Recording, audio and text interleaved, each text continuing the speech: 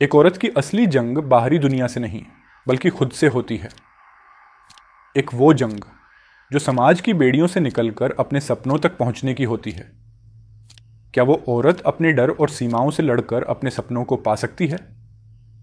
आम औरत जिसकी जिंदगी भी बाहर से बिल्कुल आम दिखती है। 2 बच्चों की मां, एक मध्यम वर्गीय परिवार की बहू और अपने सपनों को पीछे छोड़ चुकी एक हाउसवाइफ। लेकिन क्या उसकी इच्छाएं मर चुकी हैं? हर सुबह की तरह आज भी वो रसोई में व्यस्त थी, पर उसकी आंखों में एक अजीब सी बेचैनी थी, जैसे कोई अधूरा सपना उसकी नींद से भी उसे दूर किए जा रहा था। वो चाय बनाते हुए खिड़की से बाहर देखती है। बाहर एक छोटी बच्ची साइकिल चला रही थी और उसके चेहरे पर जीत का एहसास था। अचानक संजीवनी के चेहरे पर हल्की सी मुस्कान आई, जैसे उसे अपने बचपन की याद आई हो।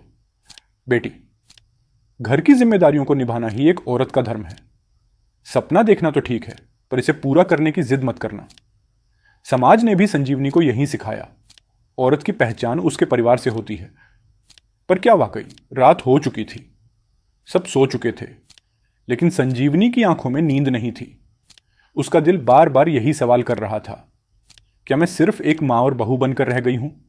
मेरे अपने सपने कहां गए? अगले दिन जब वो अपने बच्चों को स्कूल छोड़ने जा रही थी, उसने कुछ अनजाने में ही स्कूल के बाहर एक पोस्टर देखा। पोस्टर पर लिखा था, महिलाओं के लिए ऑनलाइन कोर्स, अपने सपनों को फिर से जीने का मौका। उसने एक लंबी सांस ली और घर लौट आई। पूरा दिन बीत गया, लेकिन उस पोस्टर का ख्याल उसके दिमाग से नहीं निकला। क्या वो अपने सपनों को फिर से जी सकती है? क्या इतनी देर हो चुकी है? रात में संजीवनी अपने आप से बातें कर रही थी। क्या होगा अगर मैं ये कोर्स कर लूं? क्या मैं परिवार की जिम्मेदारियों से मुंह मोड़ रही हूं? क्या मैं खुद के लिए थोड़ा सा वक्त नहीं निकाल सकती? वो लैपटॉप खोलती है, पर हाथ कांपते हैं।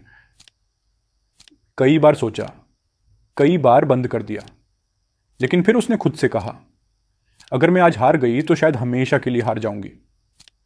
आखिरकार उसने हिम्मत करके एडमिशन ले लिया और अगले ही दिन से उसने कोर्स शुरू कर दिया, चुपचाप, बिना किसी को बताए।